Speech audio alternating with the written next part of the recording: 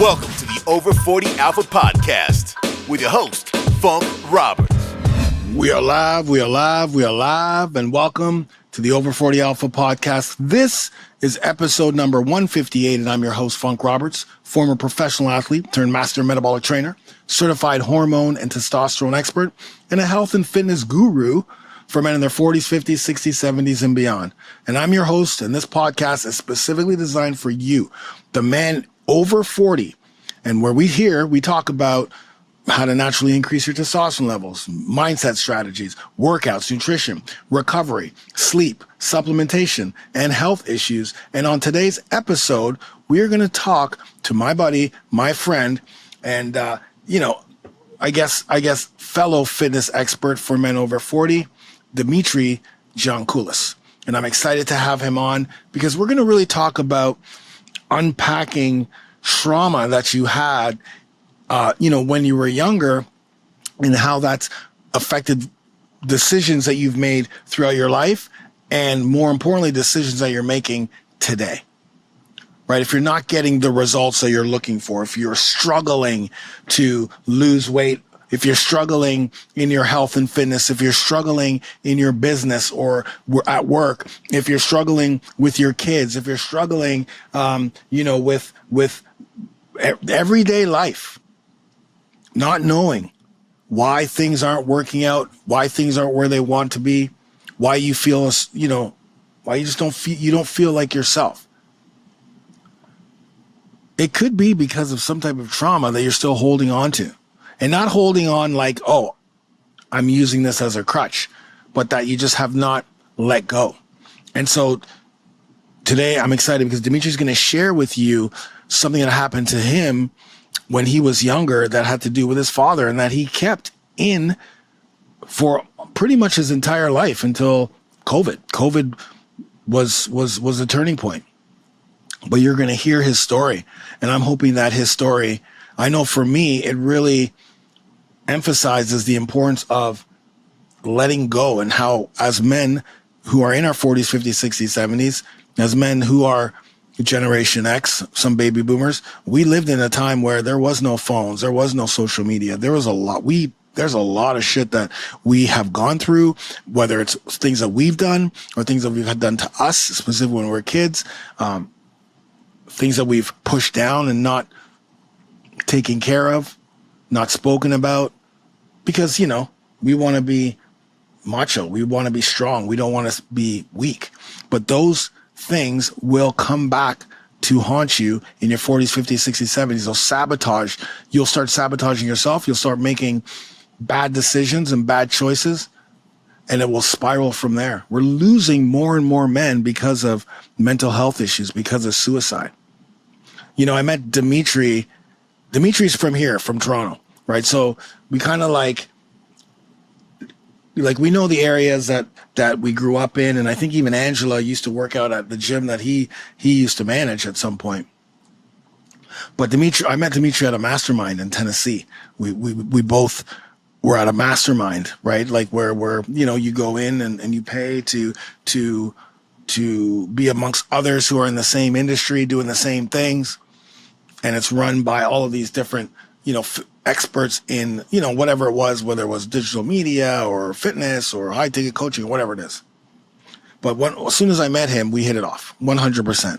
I loved his passion. I loved his energy. I loved his unwavering commitment to what he does with his clients, because him and his wife own a gym. So the other thing he'll talk about is the power of that connection that he has with his wife.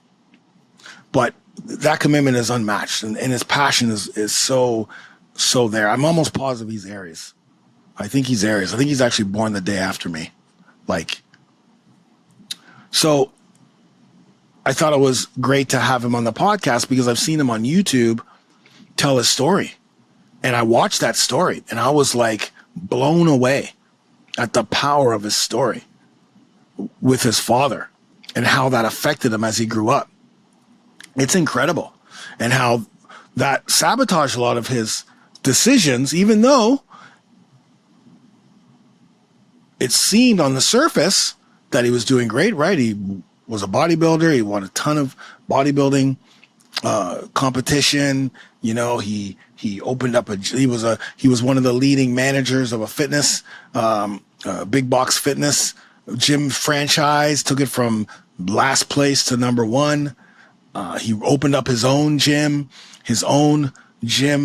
And so on the surface, it seems like he's doing fantastic, but inside he was dying. And so, I'm really excited to have him on. Dimitri is a leader in the fitness world. He's had over 11,000 hours of hands-on personal training. So he understands and knows the body, but he's now focusing on men over 40, which is why I think it's really important to have him on, because I think with his experience as a certified personal trainer, a performance nutrition specialist, director of personal training and nutrition at Pure Motivation Fitness, and having his own gym, he brings a lot to the table that a lot of us men are still struggling with. So I want you to enjoy this podcast. It was really exciting to have him on.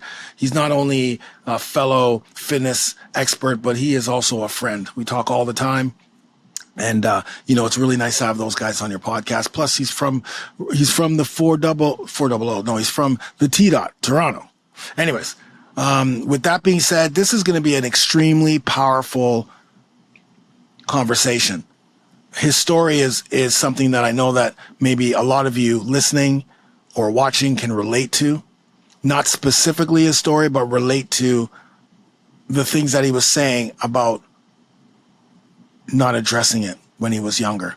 It's incredible. You do not want to miss this. This is an incredible story. And I hope that it inspires you, it motivates you, and it allows you to feel like you're safe in getting rid of that trauma that you may have experienced when you were younger, because it is affecting your life today. So with that, enjoy the podcast.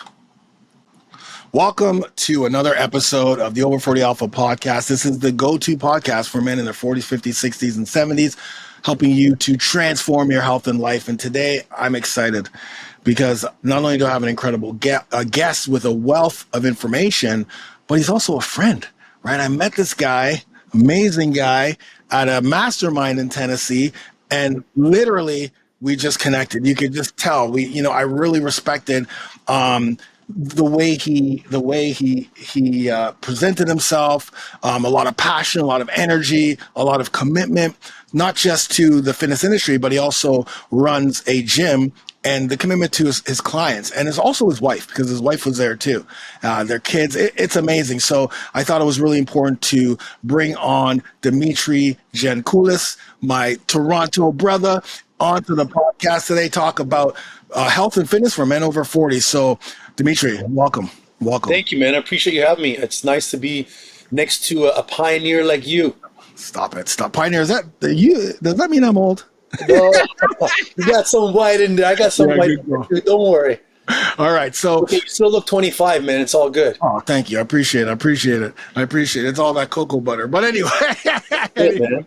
So let's talk about your journey here, because, you've been in the fitness industry probably around since 1997. I'm not even sure before. I do remember you talking about your childhood and how that all brought you to where you are today. So share your journey, because I think your journey is gonna be beneficial for a lot of men, like a lot of men our age. And I think a lot of men will also, they'll relate, because those people, those guys that have gone through struggle, there's either two things that happened to them. The struggle made them a stronger man and made them get over it, or it slowly crippled them. And they can still break free if they keep an open mindset and they're looking to break free. But sometimes we let that struggle break us down, and we carry that story with us. So shifting back, I'm 46 now. My mom came to Canada as an immigrant from Greece. She came with her brothers, working hard. She met my dad. They got together. It was kind of like a gunshot wedding, because, back in Greece, when you're a female, you're 18, 19, you're still a virgin. Dad and mom don't want you talking to nobody. So she kind of escaped that crazy lifestyle to come here. Met my dad, thought he was really, really great guy. Didn't have that much background in him, because, again, they weren't dating for not long. But there was a hidden secret that she didn't know about. And he was involved in a car accident prior to meeting my mom, with two of his buddies.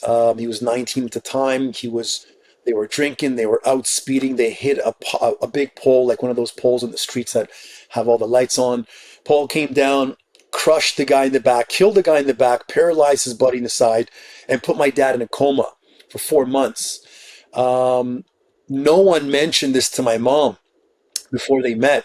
So this guy, at the end of the story, when I get to it, you'll realize that had I known all this happened, it would have changed the trajectory of the last 40 years of my life. But to go back to it, got into a coma for 4 months, came out of the coma, guy was 20 pounds lighter, had issues with himself, mental health issues, but his family wasn't there to support him. He only came with a brother and a sister. They kind of left him to fend. In Canada, they told him, you can't drive no more. You can't get certain jobs no more. So he was left, on some disability, getting odd jobs. Met the wrong crowd. St. Clair and Caledonia, man, hanging out the coffee shops, gambling, drinking. That got really, really bad. My mom had no clue. No one from his family mentioned to my mom that, hey, by the way, the guy you're going to meet was in a coma for 4 months, so there may be some issues you want to talk about. She had no clue, had my brother. 6 years went by. Things were kind of getting rocky, drinking a lot, aggressive behavior, leaving for weeks at a time, coming back. My mom didn't know what to do. Aggressive. She told me there was times where he even gave her abortion pills, and had it not been for my uncle's girlfriend at the time, she would have taken them. There was so much challenges, and then there was a point where he kind of did a turnaround and said, hey man, I'm turning around, I'm going to be better, let's have another kid. So my mom said, you know what, maybe this is the right guy, maybe I'll have another chance. Got pregnant with me, and then 3 months into the pregnancy, he just decided that, this isn't going to work, and he left. And he left my mom in Toronto, St. Joseph Hospital, and she was alone with my brother. She basically gave birth to me, and then one of her friends said, hey, get him legally divorced or your kid's going to be a bastard. So she got legally divorced, and I'm telling you as my witness, bro, I'm 46 now. I went to his funeral 2 years ago. In 44 years, I didn't get a phone call. I didn't get a present. I didn't get a call. It was just absent. This built toxicity in me. This built a negative. I hated marriages. I hated the word dad. Think about it. Growing up, we grew up in Jane and Trethewey, Ontario housing. You know what I mean? Yeah, right here. Welfare. You understand, right? Welfare checks. Food stamps and all that. And growing up in this this building that I grew up with, all my friends were like, in the same scenario. Yeah. And it was weird. And I thought, maybe is this well? And then on my 10th birthday, my mom sat me down and said, listen, I'm going to be real with you.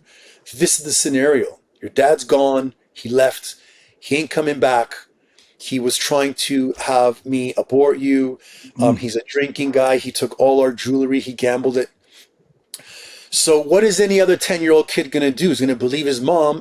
Family members thought he was the worst thing that ever happened.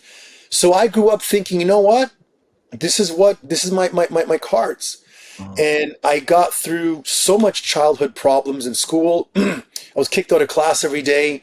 I didn't know how to deal with it. I tried being the class clown to get attention, maybe to feel some kind of love somewhere. That didn't work. And it just really started breaking down on me. And then it wasn't till I experienced my first coach, and I get goosebumps on this because there's a sign right here that says coaches change lives on my board here.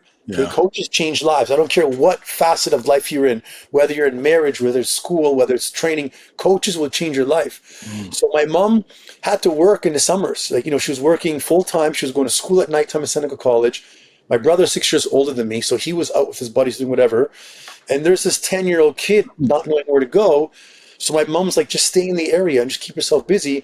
So I would go to the pool and I would just stand by the fence and I would watch these swimming lifeguards teaching people stuff. And they eventually said, yo, man, you're here every day. Like, what are you doing? Where's your family? So I basically told them, I don't got a dad and blah, blah. They called my mom. They brought her in. They said, listen, we understand that, Children's Aid doesn't want you knowing that your kid's 9, 10 years old and you're not around. What's going on? And she said, listen, this is the story. I got to support these kids. I'm trying to, better myself. And they said, listen, bring your kid here every day, bring food with him, and leave him here for 8 hours. And we're going to make him be an apprentice. And they literally took me in and they literally made me do everything from getting their lunch to cleaning the pool to chlorine. And in return, they said, we know you love swimming. We're going to teach you how to swim really well. And that was like the first bit of God saying, don't worry, I got a plan for you. Yeah. So they taught me how to swim. They taught me how to do the butterfly. They taught me, I was there every day, like a little apprentice. And I started recognizing that I can get love in different ways. I can get love from strangers who don't know me. I can get love from people in the pool who are just friends. And maybe it's not going to be that bad. And then when they entered me into my first swim challenge at 10, and I just cleaned house with the butterfly because I looked at that stroke and I'm like, wow, it's better than running. So when I got my first medal and my first ribbon, that was the catalyst of something in me saying, competing is going to make you become the better man. Competing is going to make you practice more. Competing is going to force you to be disciplined. And it put blinders on me. And as a 10-year-old kid growing up in the ghetto, I felt okay. So then that transferred into track and field, and I started doing great over there. And then I started, getting older. And the more people, when they would say to me, hey, what's going on? Like, my teachers would be like, for Father's Day, you don't want to get involved in drawing stuff. And for parent teachers, we're finding out about your lifestyle. And in me, as much as I wanted to keep it quiet and not really talk about it, something just said, yeah, I'm okay, no problem. Yeah, my dad left. And then people would go into asking me about it. And my mom would be like, don't tell people your business. Keep it at distance. Keep it quiet. And I'm like, why? Why am I going to keep it quiet? What am I going to hide? I don't have a father, okay? Doesn't mean I can't function. I'm winning medals. I'm healthy. You love me. It's all that matters. So I recognized at a young age that competing in sports really brought me happiness. And then when I went to high school, and then I was mentored by my high school coaches who took it to a next level. And I broke records in my grade 9 year for Rookie of the Year because I was the only athlete that did 5 teams in a year when you could only do 4. Swimming was a team you could do all year round because it was at 6 a.m. in the morning. And, there's a certain amount of guys that want to get to the pool at 6 a.m. and just swim for an hour and a half, shower, go upstairs. And while people are in class and you're dripping water, you stink like chlorine. Everyone's just getting in. Oh, I'm late for school. So I developed the mindset of, it's okay. There's something in store for you. And then if it wasn't for the guy behind me, Arnold, I'm telling you, if it wasn't for Arnold, Sly, Van Damme, Michael Jordan, I was literally looking to athletes as my dad. My bedroom was covered, the whole wall. Dorian Yates, Dolph Lundgren, Stallone, Arnold, all the classics. And my mom thought, at one time, she's like, hey, I want to talk to you. Like, do you like girls? She's like, you have a lot of boys here. This is a Greek mom from a little town. And I'm like, no, man, she goes, so why do you have so many? I go, because when I wake up in the morning, I want to fuel off this. I don't have someone to be my dad. I need to become the father in me. She goes, fine. So then I started recognizing, man, if you really put your mind to it, you can have a defect in your life and you can get over it. So then my coach, my wrestling coach, Mr. Williams, he recognized that I was in grade 11, I was doing all these teams and training. And then he started recognizing that I wasn't happy. He said, what's wrong? I'm like, I want to get bigger. I want to get stronger. I want to have a body because I was an ectomorphic skinny kid. And he goes, go get Arnold's Encyclopedia. There's a chapter in there that talks about skinny guys like you. And I'm like, for real? He goes, yeah. Anything he told me to do, I would do. Get in the garbage bag, put your arms in, run with the garbage bag, practice. Remember? We do that. 100%. We're going to lose weight for Got to cut weight for not healthy. We're intoxicated, sweating. Everything's, we're doing things wrong. But I listened to him. And when I read it, it's like something said to me, wow, man, this is unique. There's there's three. There's a tall, skinny guy that can eat bread all day and he can't gain weight. There's a guy in the middle who's V-tapered and he can gain, he can lose. There's another one to the end that's got a slow metabolism. And then I started looking around people and I'm like, man, am I the only one who's recognizing that this has some validity? Yeah. So I started researching more and reading about different body types, and I just fell into it. And then I go, I got it. So I snipped off track and field, and then I snipped off wrestling practice, and I went to the gym. And I started gaining weight, and I started the body, building your armor, builds your confidence. And men over 40 think that confidence may come from money, may come from the trophy wife, may come from the accolades, may come from your business and your assets. No, man, that comes from you.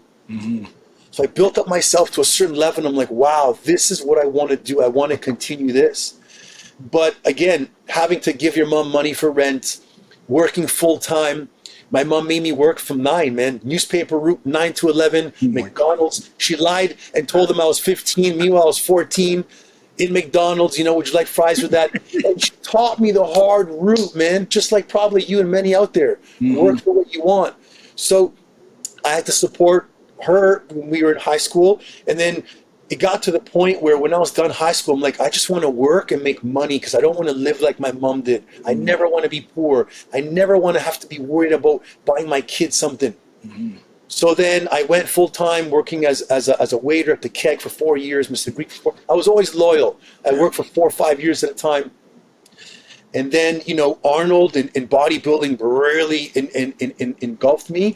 And I became addicted to it in a healthy way. Right. Where if I was taking steroids at a young age and I got into the wrong route, then I would understand that.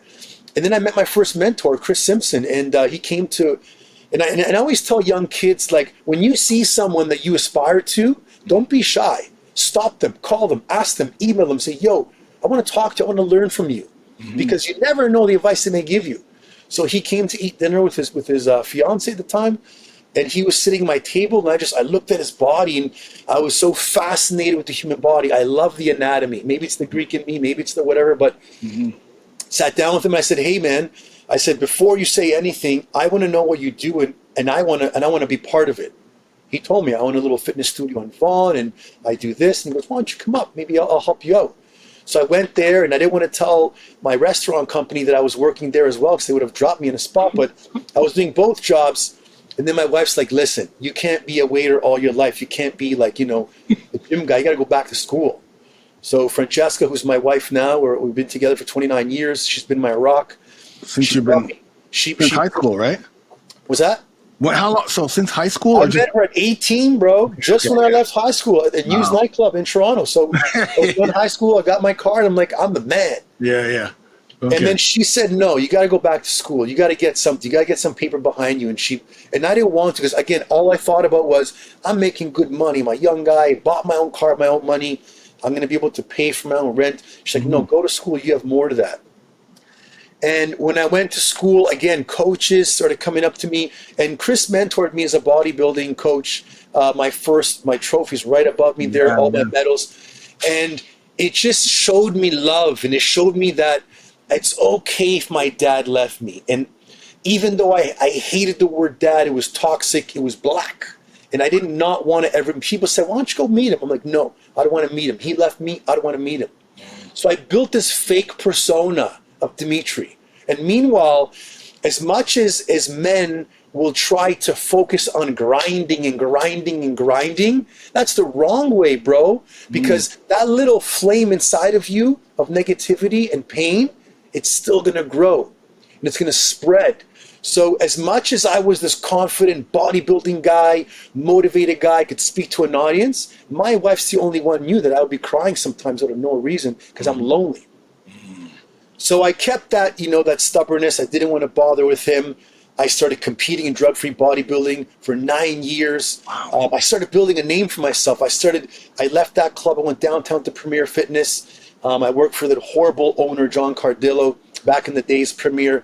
That's where the bad days were. He would sign you up for a pre-sale, and then he'd say the club closed down, and there goes your money. Yep. But I went to him and I said, listen, I want to be a manager. And he says, oh, you're going to be a trainer? And he goes, you prove yourself. So in 90 days, I took Premier's worst location, from like 19th out of 21 locations to second place. He promoted me. Then Bali Total Fitness reached out to me. They're like, hey, man, we want to bring you into our company. We heard about you. You're downtown Bay. We're at Bay and Blue, or you're at Bay and Davenport. Come over and have lunch. They just welcomed me with open arms. They gave me whatever I wanted. They gave me a team. They gave me a club. They said, you want to manage Bay and Blue. Biggest business location. Yeah. I crushed it. I asked them, what's the quota? They said back in those days, 22 grand. I got my little trophy back there, which I broke that up, no problem. So it built up this confidence. So I had my wife. I had, by the time we were engaged, I had everything going for me, but there was still that black side. That when I say black, I mean like if you said dark, if you said snow, it's not white for me, it's black. It's pain. Yeah. So I kept that aside. I grew up. I left the big box chains once I recognized after 4 or 5 years again that Bally's was growing too big. They were just this big corporate conglomerate, and they were slowly losing money. They were slowly going bankrupt in Canada. So I asked one of my mentors, because I didn't know better. So if I had a client that was successful, I'd be like, Funk, can you please help me? And I don't have a dad. I don't have a mom that can help me out. Can you? And I was open with it. And people were like, wow, man, you're really cool. Doesn't it hurt? I'm like, no, I'm okay. But deep down inside, it was killing me. So he said, quit, open up your own company, do the in-home training business. So I did the in-home training. I was driving my car. Like it gave me an avenue of going from top-notch in Toronto, managing 17 clubs, to nobody. Right. And I think everybody watching, listening, needs some of that in their life. You got to go from being at your best to getting your knees chopped, and then boom. So now you got to be like, are you going to step up and level up as a man, or are you going to cripple? So that grew really quickly. I got to the point where I couldn't sell no more because I was driving from Oakville to Toronto to Woodbridge to Thornhill. I'm like, I can't do this. My wife's pregnant. What am I going to do?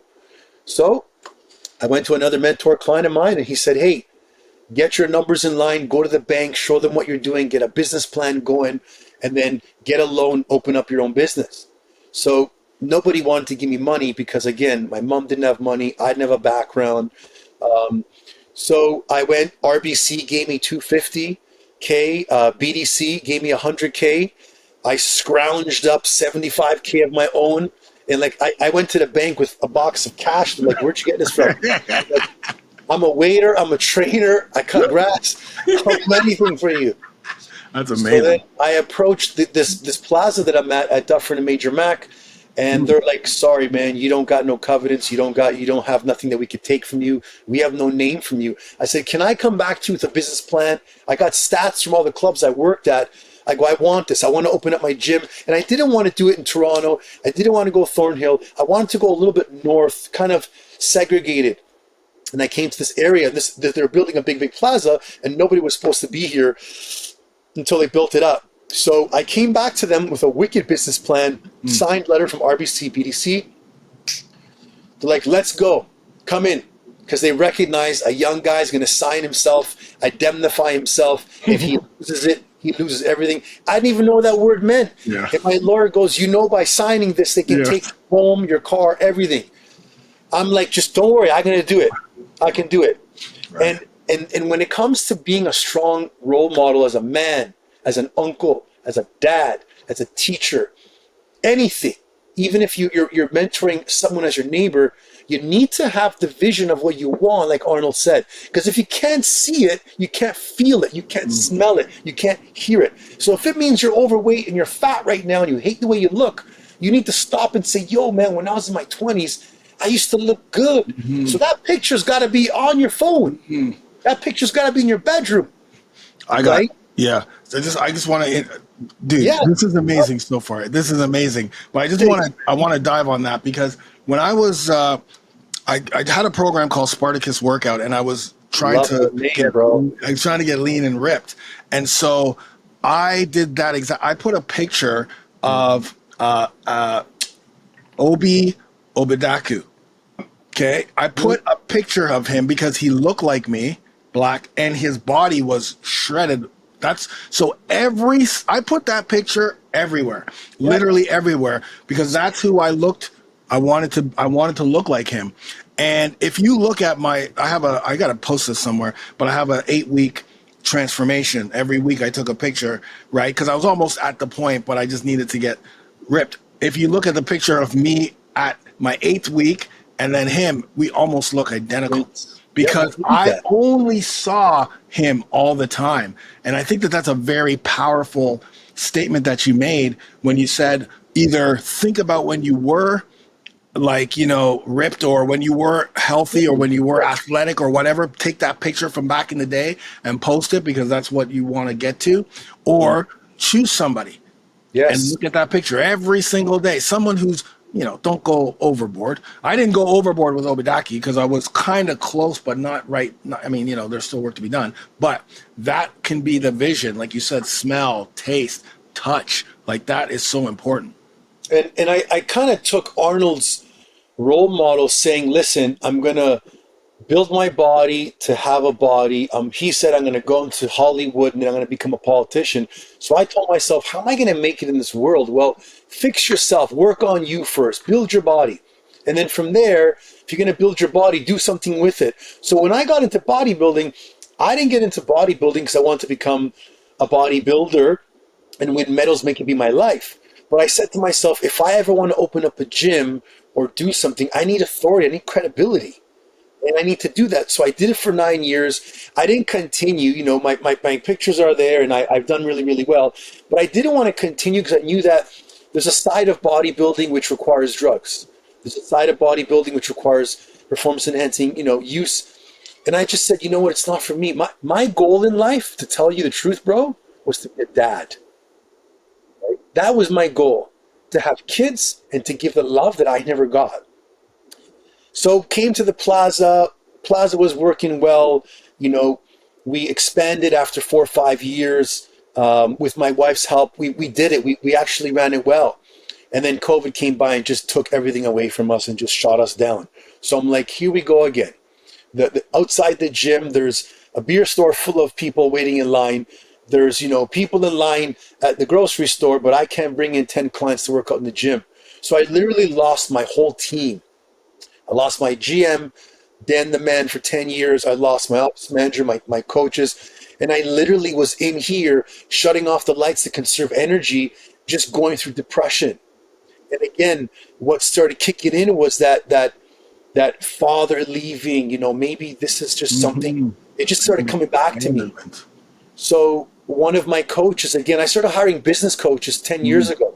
And if it wasn't for me hiring my first coach who came in, Jeremy, who was a business coach, who came in and told me, you got to change some stuff up in your gym, man. You're kind of running a gym model. You got to meet this guy called Thomas Plummer from the U.S. and, Thomas Lister. So I started going to the U.S., traveling, spending money, becoming part of these masterminds and paying for these guys to come to Toronto to say, yo, help me out.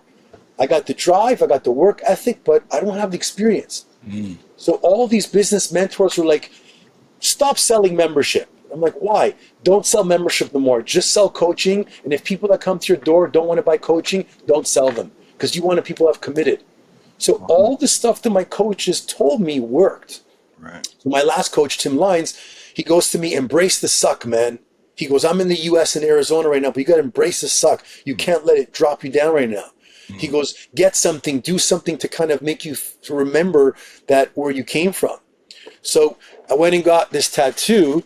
I'm not sure if you can read it, but it says, happiness is a decision. Yes. And I'm not a big guy for, sticking numbers and things on my body to kind of be out there. But I had to tell myself, like, literally, if you want to be happy, you need to be happy.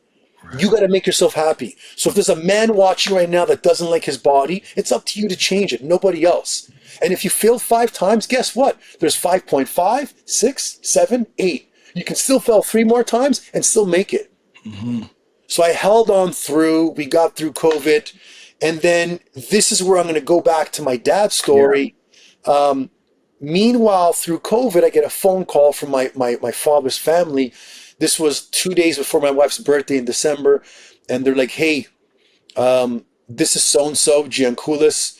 I'm your uncle. And we know no one's reached out to you in years. We just want to let you know your father's dying. He's on life support. He's at St. Joseph's. Brethren, he left me in that hospital. Yeah. See how the world turns around? Totally. So he's in St. Joseph's. He's dying of many, ulcers and this and that. He's been drinking for years. And we're just letting you know. And at first I'm like, how do you guys call me now? 44 years later? Like, you guys have done enough. Where were you guys? We can't fix that. We're just letting you know, if you want to come, you can come. So what did I do? I went to my wife. She's the only person that I can confide in. She's like the consigliere with the Godfather. Before they whack somebody, they call that guy. Yeah, come on in. My wife said, it's up to you. She goes, I can't answer this for you. You do what your heart feels. And I sat there and told myself, do I go to St. Joseph's? What do I do? I'm going to go, and I pictured, I'm going to go in the hospital. I'm going to see this guy in his deathbed. I'm going to see a man who's frail, and then I'm going to want to start talking to him. And then I know all that demon's going to come out. And I know myself. Sometimes I'm impulsive. I do not know how to hold myself. I don't want to be yelling and freaking out at somebody when they're on their deathbed. It's not going to make me look bad. So I said, you know what? I said, God, I'm not going to go see him, let him pass, but I'll go to his funeral. And 2 days later, he died. His family told me, do you want to come to his home to, see some of his belongings, whatever, to learn about him? I said, I'll go. So I went to the funeral. I took my wife and my daughter, and I told my daughter, like, this is the person that made me. Like, this is the coffin. I went to the funeral. And I don't know how to explain this to you. I don't know if anyone's watching you. I know everyone watching has gone through sorrow and pain. Everyone. Mine is not the only. People have been abused sexually, verbally. They're still in marriages that are hard. People don't have money and they're trying to raise their kids, and they're working at Tim Hortons and McDonald's 2-3 times to just give their kids education. So we all have pain and trauma, but the trauma can either conform you and make you become this nasty person, or it can transform you, right? So I went, paid my respects. I touched his body. It was a cold, like, fake person. I looked at it and I'm like, damn it. Like, you made me? I'm like, this is crazy. All his family had no balls to talk to me. Didn't even have the urgent, couldn't even come up to me and say, hey man, let me hug you. You're a part of our blood. Okay. He's Macedonian. My mom's Greek. All my life, I told people I'm Greek. I said, there's no Macedonian told me. Went to his home. I went to go see where he was living. And he was, renting a basement apartment in some lady's home downtown. And when I went inside, bro, it just crushed me. And I started probing, and I'm like, yo, when you meet people in the gym and you probe and you ask them questions, you don't just look at someone who's overweight and be like, yo, you're fat, you're lazy. You don't do that. That's not you. You ask questions. There's always trauma. So I started asking the lady, like, how long did he live here? 35 years? Yeah. Your dad was a great guy. Your dad always talked about you. And I'm like, what? Your dad? Yeah. I go, what about my brother? He talked about him a little bit, but he always mentioned to you. I look on the wall and there's fucking pictures of me bodybuilding and a picture of me and my wife, bro, on his wall.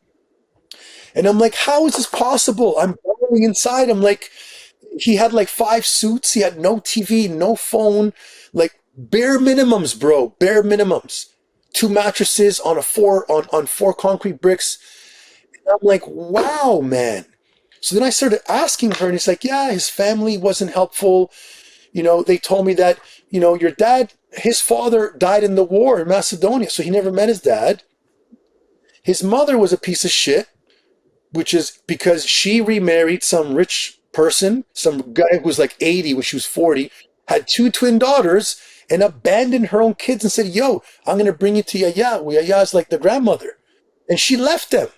So here I am hating the person who left me. Meanwhile, he was in the same boat as me. And he left and came to Toronto and had a brother and sister.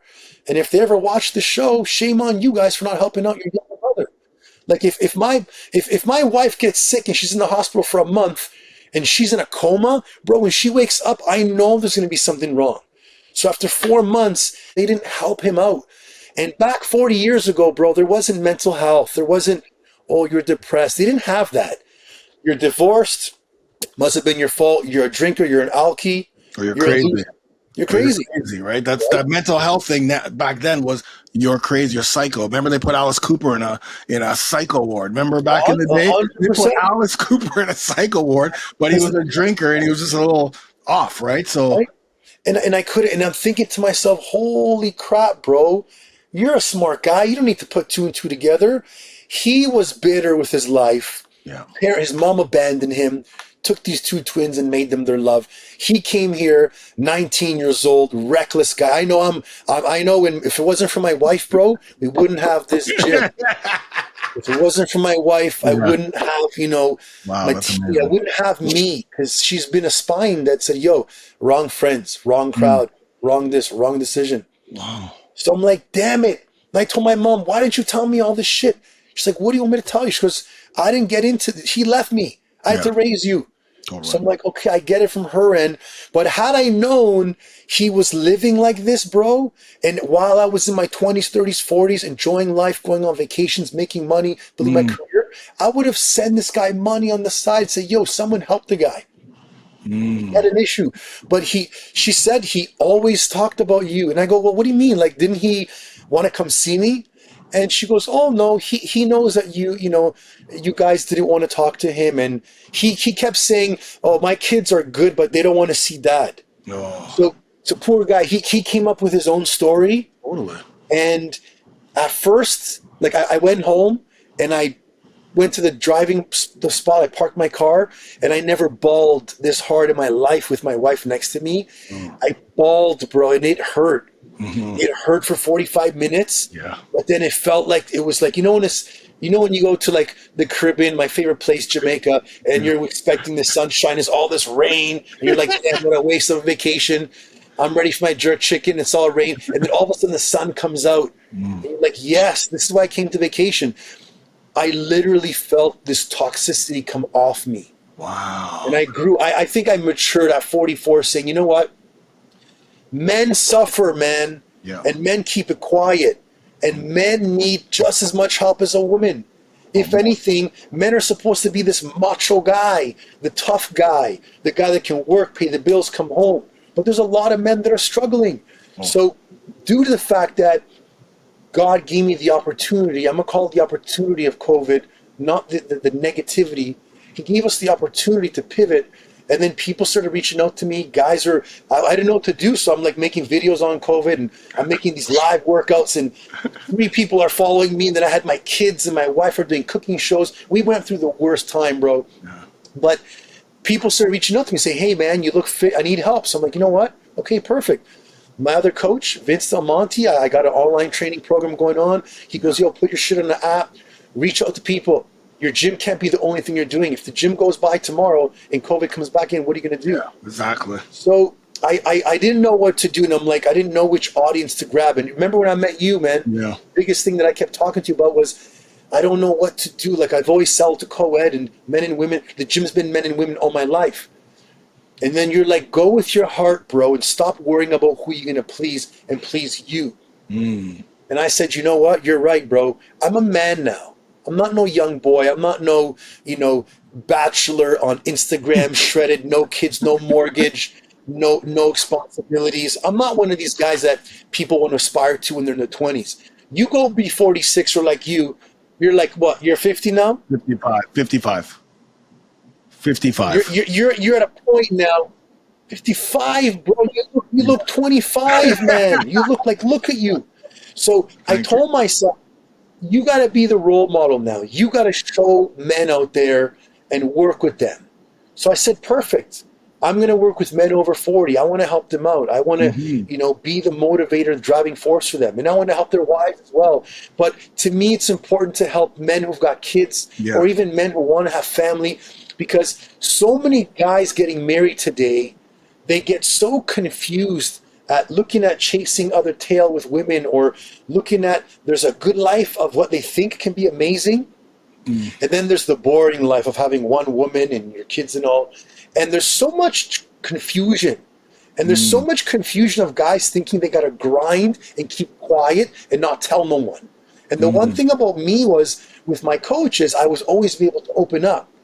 And I was always able to say to them, hey man, I feel down, I feel low. And they're like, what do you mean, bro? Don't worry. Remember when you first started to where you are? So I told myself, listen, I'm gonna be a coach from now till I die. Whether it transforms into consulting or public speaking, whatever, I'm a coach first and foremost. I'm gonna be the guy that's gonna show dads, listen, just like you, we can do this. And I really want to help. I really want to help share my story because I kept it quiet for so long and it didn't serve me. No. And what am I? There's people who have been abused. There's people who've been abandoned, worse than me. There's people who have been, they go to war and come back with a limb missing. Then they go to the Paralympics and they win gold. Or they talk on stage and I'm like, wow, this guy's a burn victim. I never had a dad, but I'm not burned. I'm not scarred. So my mom had this thing when we were young, and now she's older, she's lost her strength and her ability to be that strong. She was a man growing up. She wasn't a woman. She was a man woman because she raised me and my brother, like, with so much discipline that we hated her for, but now we love her for it, right? And she always told me, every time I would complain to her, Ma, you know what? Look where we live, man. She'd be like, well, listen, there's always going to be kids that are really, really rich and have a mom and dad, but there's some kids that are in poverty below you. And then, Ma, I want Nikes. And, I remember I wanted Reebok, and she bought me Racer Bach from Wuko, right? Oh, yeah. Yeah. My way, that's right. And I remember her saying to me, listen, I know you want a Reebok, but this is Racer Bach. It's okay because there's kids who are always going to be richer than you and some poor. She goes, you're in the middle. And that kept me sane, and that made me say, okay, you know what? I can be the one to transform it and go through. And not that I've become this multi-millionaire successful guy, but as a man, as a 46-year-old guy that's walking around, I can hold my head up high and be proud of it. And I know that I can still help people out that are in a state where they need it. They may need a push. They may need an injection of motivation. They may need someone to talk to, right? And I think it's up to us coaches that have been doing it. And to you, it's easy. Like to me and you, wake up and go do legs, no problem. Let's go do a 4 or 5K even in the rain. We'll do it. So we need to give that energy back to people. Yeah. No. I agree with you. I think, man, that story is incredible. I want to touch on a couple of things that you said. I think are very, very important for men to hear because, when I'm working with these guys in their 40s, 50s, 60s, 70s, and you said something that was very important. You said back when we were younger, right, there was no social media. There was no, there was no cell phones. So disturbance. There wasn't disturbance. And now it's nasty. You get all this fakeness. But back then, we went through, a lot of men went through a lot of trauma. And a lot of trauma, like sexual abuse, physical abuse. There was a lot of shit going on back in the 80s and in the 70s. Our parents didn't know how to raise us. They just did their best. Some of them are immigrants, right? Right, exactly. But what happens with us guys is as obviously we're not back then, we didn't want to share this with anybody because as we mentioned, there was no mental health wasn't a thing. Mental health wasn't cool like it is today. Going to see somebody, that means you're crazy. So we hold it in, right? We push it down and we continue to push it down in our 20s, in our 30s when we're grinding and trying to get a family and a career. But when we get to 40, that thing is too much for us to keep down.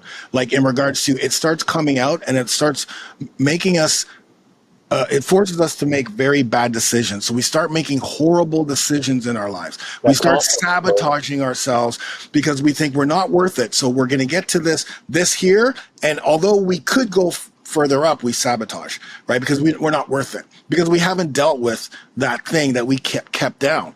And we continue to try to push it down, but the sabotage happens in our health. We don't focus on our health. We don't work out. And if we start to work out and we're not getting the results, or we work out and get results, we don't feel like we're worth it. I have men in my program who 1 year they become an alpha OG and it's like, oh my God, dude, like this is an incredible transformation. They're still holding on to baggage. And then they're gone. And then when they come back, it's like, what happened? And, when we start to open up about conversation, it always comes down to there's something going on back that you need to let go. And that's what I wanted to bring up is the importance of us men in our 40s, 50s, 60s, 70s, in order for us to get, to peel back the onion and give ourselves a room to grow, we have to let go.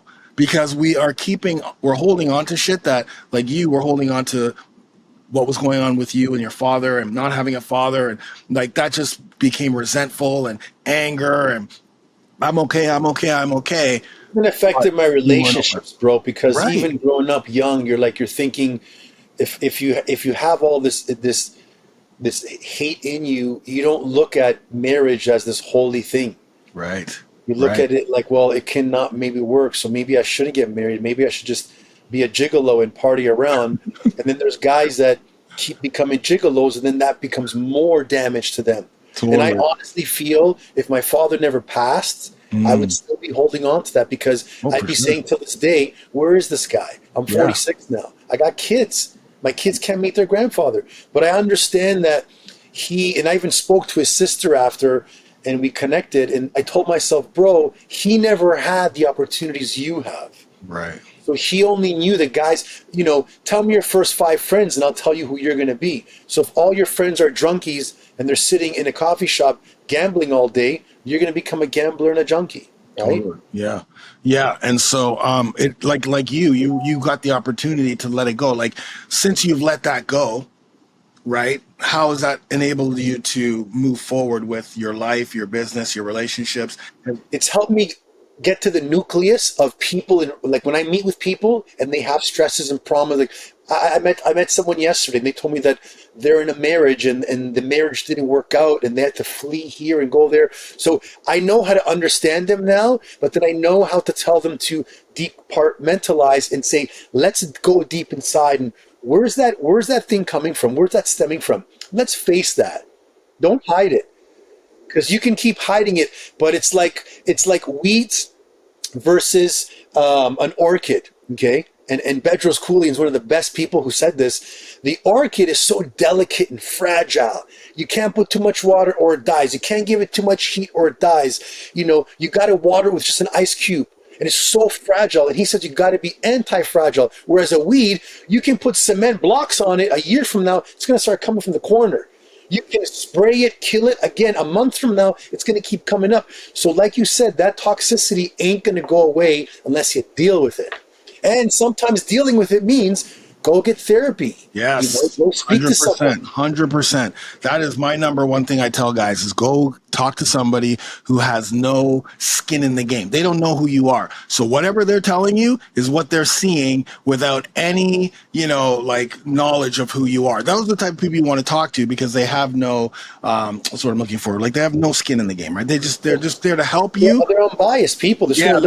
Right. They're going to listen. They're going to, this is what I'm seeing. And for us guys now, that is more important than anything. Our goal is to provide, protect, procreate. And we also have to continue to grow as we get older. And if we're continuing to make bad decisions or things aren't working out in our life, or every time I do this, this happens, or I can't stay consistent, or I've got to sugar this, or my wife does this, or my kids are this, and you start blaming everybody and throwing people under the bus, you got to look to in here. And the only way to get rid of that, guys, is going to talk to somebody. You will not get rid of it on your own because you've had it for so long. And that is going to... I kind of almost taught myself how to be a therapist when I would tell people, because as a young kid, my mom kept saying, why do you got to keep telling people?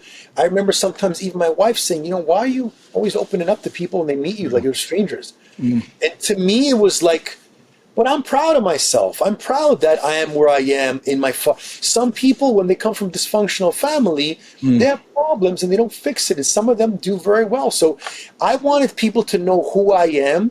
I didn't want to paint this fake picture of things are really good. Yeah. No, things aren't good. And they didn't come up good. But you know what? I'm going to make them good. And I always felt almost better after saying it because one, I got rid of it. And if I said it 1,000 times, I was spewing out some of the toxicity. It was leaving my body. And then they would say, wow, like that's unbelievable. I wouldn't know what to do if I didn't have my father.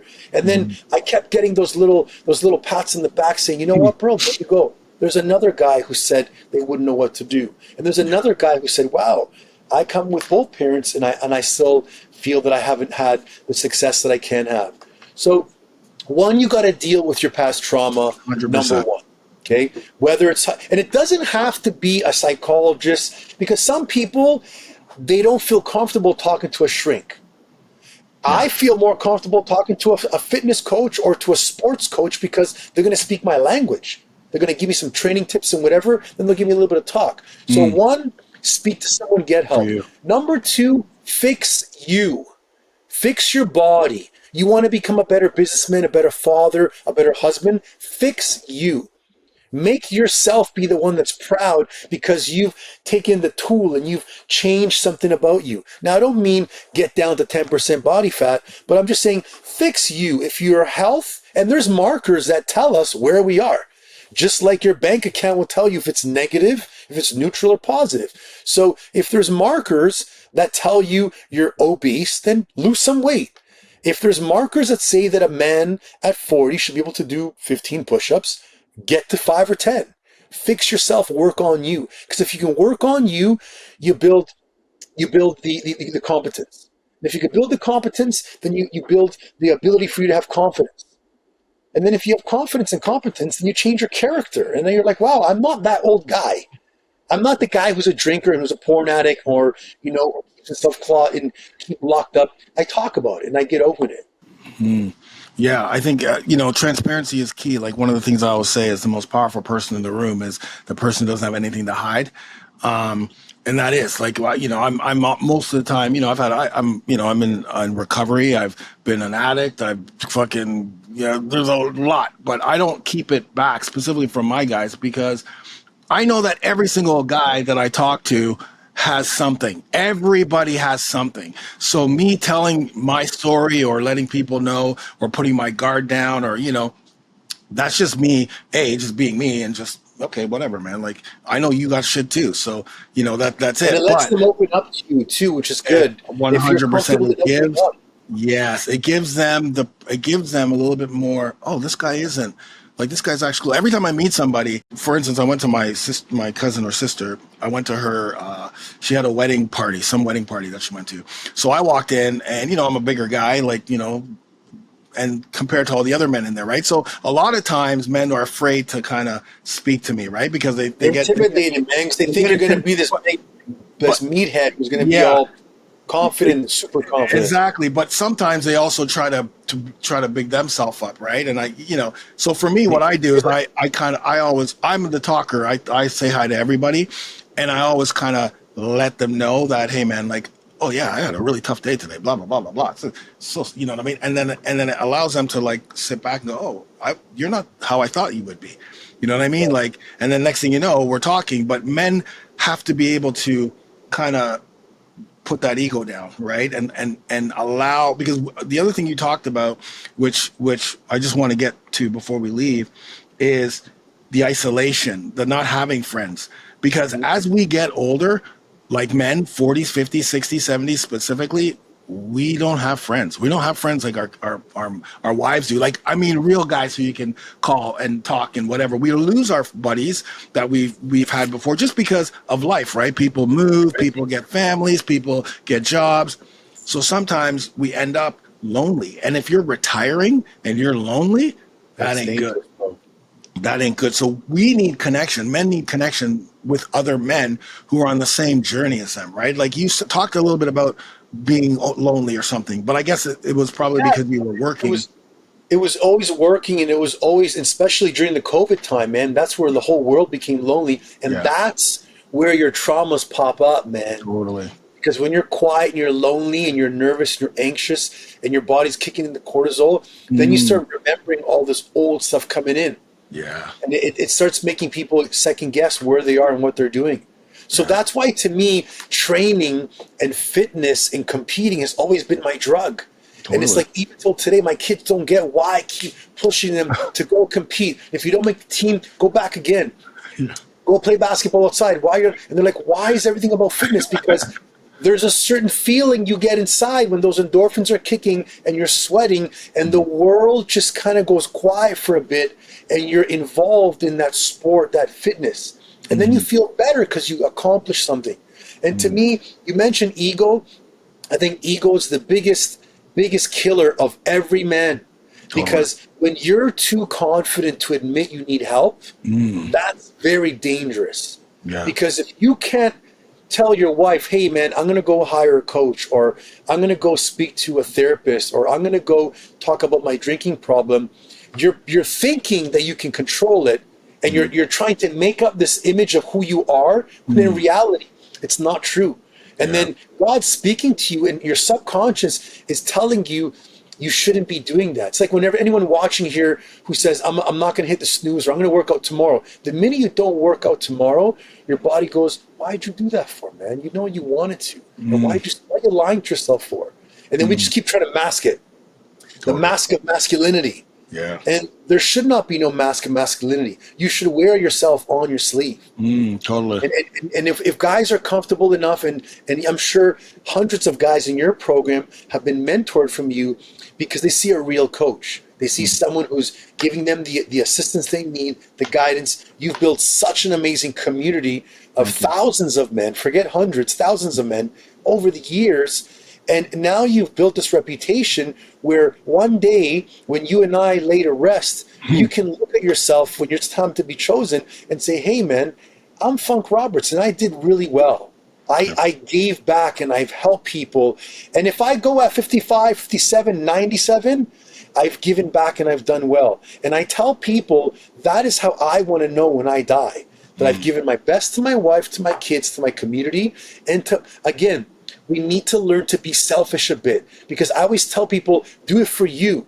So a mother should do it for her and not her kids and not her family, for her. Because if she can do it for her, she feels stronger for her, or a guy for him, then you can give back to your family, because you don't have this fakeness about you. Yeah, no, I appreciate the kind words. It's amazing. It feels good. Man. And I agree with you on the, there's two incidents that come up. Two little quick stories.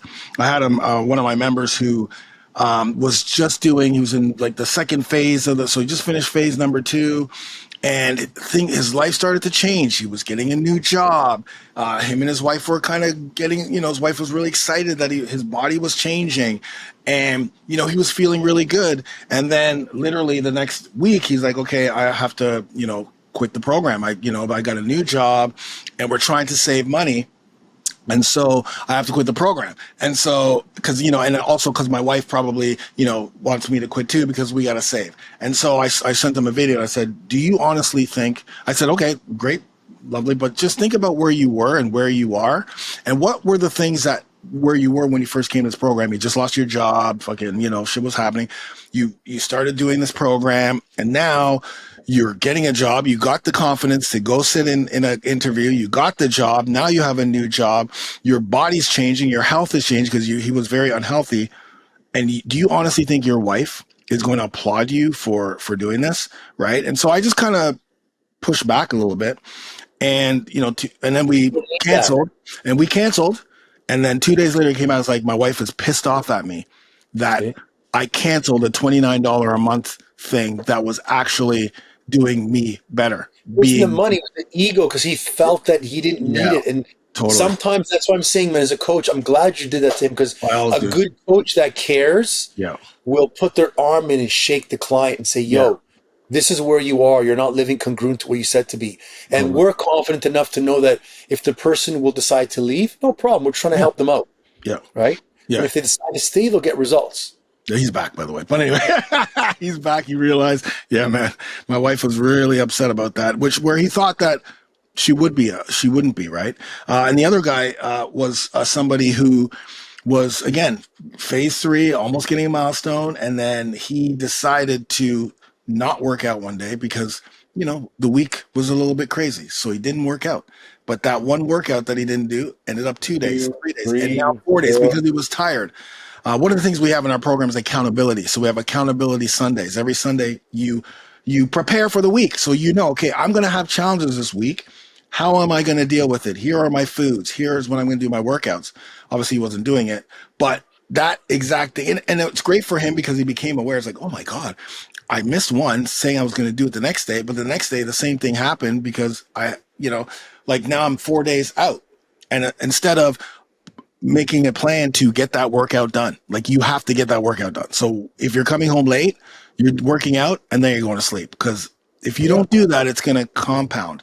So it's great that, And that's where men need a good, strong, confident coach. And that's why if a coach has never been through trauma, they won't be able to give this much love and as passion as they can. And that's why when guys are going through that and they're paying for a coach, they got to remember, I'm paying this guy to keep me in line because I can't do it alone. Right. I couldn't build this gym alone. I need my wife and my staff.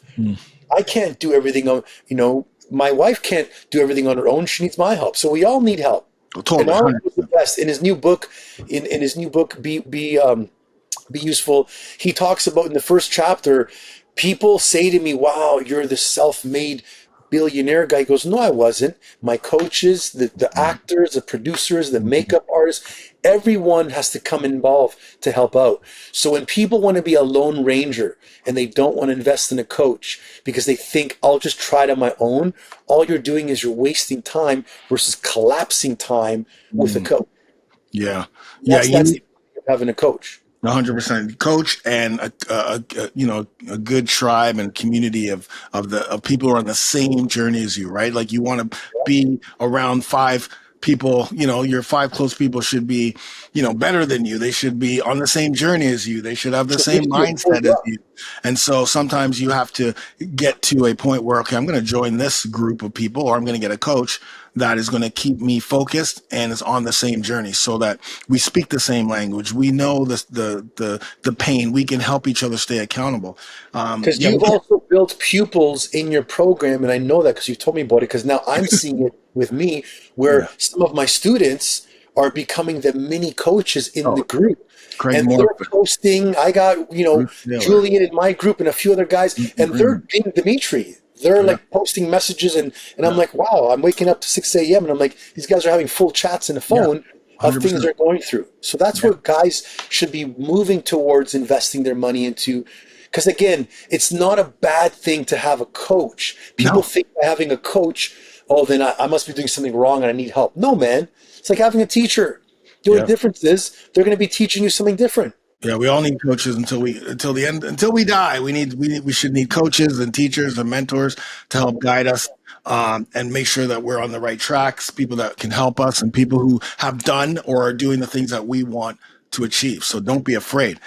Dimitri, this has been amazing. We definitely have to have you back on to really dive into some of your tips and tricks for men over 40. But at this point, please share with us where we can find you, your YouTube channel, Instagram, all of that thing. Where can we find you? I love that, man. Dimitri Giancoulis on YouTube, coach__ Dimitri on Instagram. And for all you old guys, Facebook, just Dimitri Giancoulis. Okay. Dimitri, man, thank you so much. What about if I want my guys to follow you as well, man? Where can we find you at?